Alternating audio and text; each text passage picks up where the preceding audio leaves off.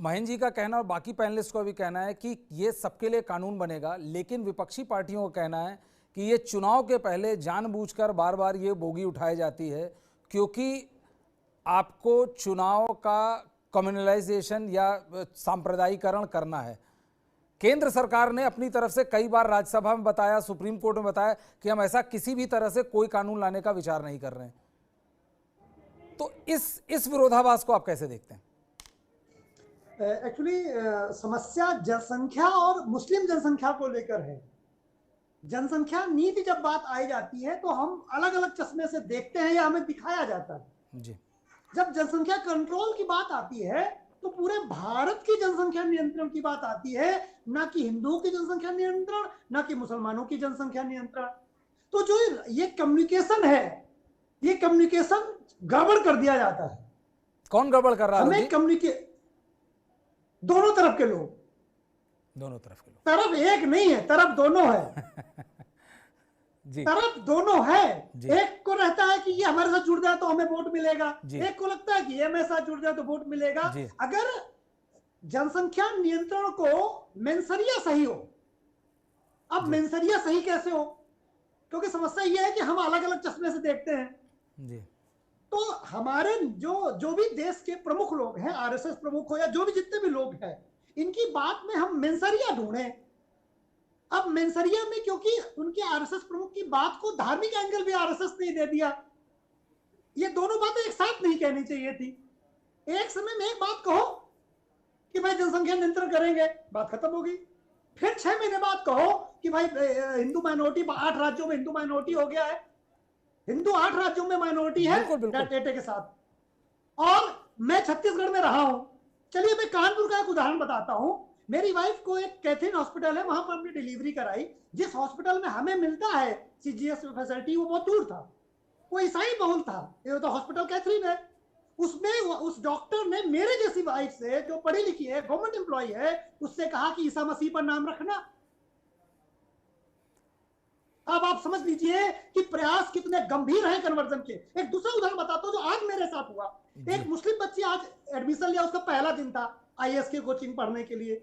और क्योंकि मैं एक बात इस्लामिक टेररिज्म पे बता रहा था जी, और मैंने बताया कि इस्लामिक टेररिज्म का और इस्लाम की कमजोरी कहां थी, जब भारत का बादशाह ताजमहल बना रहा था उस पैसे से, तब इंग्लैंड में नौसेना के निर्माण के लिए वो पैसा दिया गया था।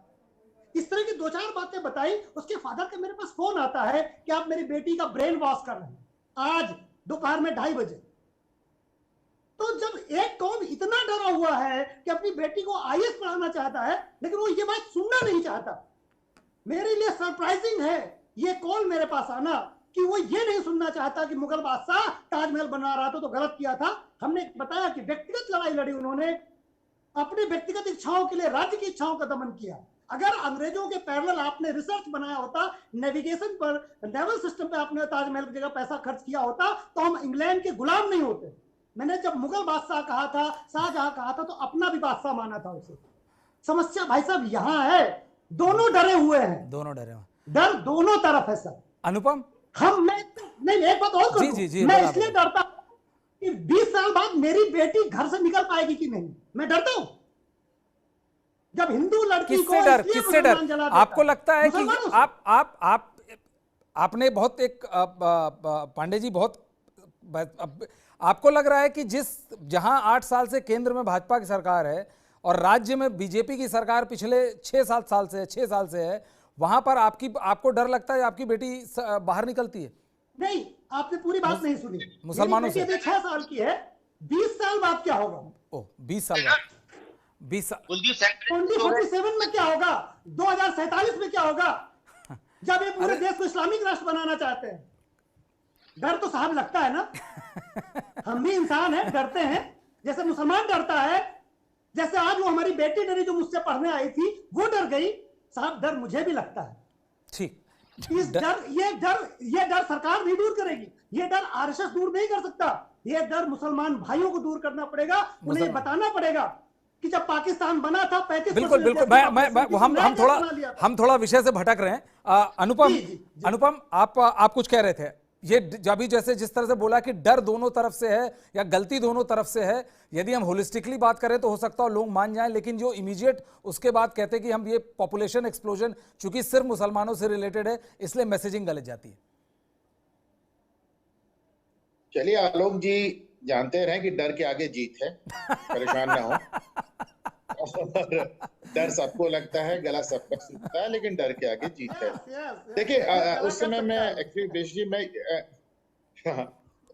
लोग जी, आपको लगता है ये मुसलमानों के खिलाफ दुष्प्रचार है और राजनीतिक पार्टियां इस संजीदे मुद्दे को इसका सांप्रदायिकरण कर रहे हैं? ब्रजेश जी, महेंद्र सिंह से जो आपने प्रश्न पूछा था उसका उत्तर मेरा मन है देने का, अगर आपकी अनुमति हो तो मैं दे दूं। बिल्कुल आप दीजिए। एक्चुअली जब ये कहा जाता है आरएसएस के द्वारा कि 4 बच्चे पैदा करो, तो ये इस नजरिए से कहा जाता है कि अगर मुसलमान पैदा करा तो तुम क्या पीछे रहो, और अगर मुसलमान कम करेगा तो हम अपने आप कम कर देंगे। ये बात है उसकी। अगर जनसंख्या नीति आ रही तो आप देखेंगे मुसलमान तबके से विरोध होता है कि उनके धर्म में हमला है, बहुत बड़े तबके से विरोध होता है। वो स्वीकार करते हैं किंतु परंतु लेकिन के साथ कि जनसंख्या नीति आए, लेकिन ये आए, लेकिन ये लेकिन क्या होता है? ये बट के साथ नहीं जाएगा देश के। ये बट के साथ कोई भी इस्लामिक स्कॉलर किसी बात को बगैर कहे स्वीकार ही नहीं करता। ये समस्या है इस देश के इस्लामिक स्कॉलर्स की कि वो ये बट के साथ स्वीकार करते हैं, पूरे दिल से स्वीकार करिए। साहब इन लोगों का दिल कहाँ है? हमें दिल ढूंढना है। हर बात को क्यों डर से जोड़ते हैं? दिल नहीं मिलता है साहब, पहली बात।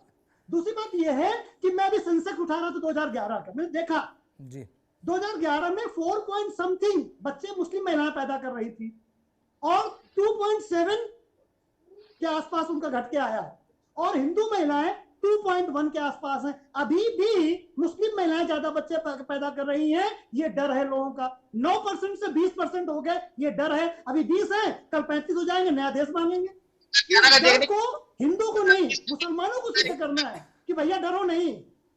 नहीं, ये गलत बात है। 2011 का आज 2022 में 2011 के आंकड़े पेश करके आप क्या साबित करना चाहते हैं? 2019 का बताइए कितना है, उत्तर प्रदेश में कितना है, आप बताइए। आप एक्चुअली अभी 2022 के डाटा पूरी तरह बाहर नहीं है, तो जब तक वो बाहर नहीं आते हैं पूरी तरह से, तब तक उसको परसेंटेज नहीं थी। जब सरकार ऑथेंटिक तरीके से पूरी तरह से बाहर कर देगी तो उससे बात करें। किसी पार्टी का प्रवक्ता नहीं है आप तो वैसे 2019 का आंकड़ा लेकर आ जाइएगा। अब मैं बताता हूँ ब्रजेश जी। नहीं देखिए, मैं ये कह रहा हूँ कि आज भी मुस्लिम महिलाएं ज्यादा, चलिए उसको आंकड़े करना चाहिए, आज भी मुस्लिम महिलाएं हिंदू महिलाओं को ज्यादा बच्चे पैदा कर रही हैं। अरे ये सुनिए